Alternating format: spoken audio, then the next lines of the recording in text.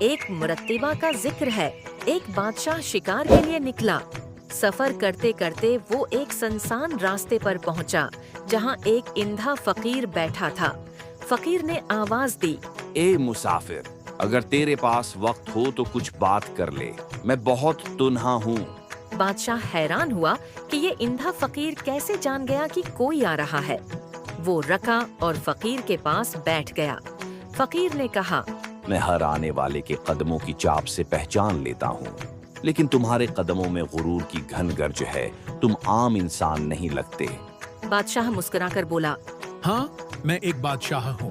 فقیر نے ہنستے ہوئے کہا، تو پھر سن، جس دن تیرا غرور تیرے کفن سے باہر نکلے گا، لوگ تجھے بھی مٹی میں دفنا دیں گے۔ فرق صرف اتنا ہوگا کہ میں نے زندگی فقیری میں گزاری اور تو نے بادشاہی میں، لیکن انجام ایک جیسا ہوگا۔ بادشاہ کا دل لرز گیا۔ اس نے فقیر کے ہاتھ چومے اور واپس جا کر اپنی زندگی کا انداز بدل دیا۔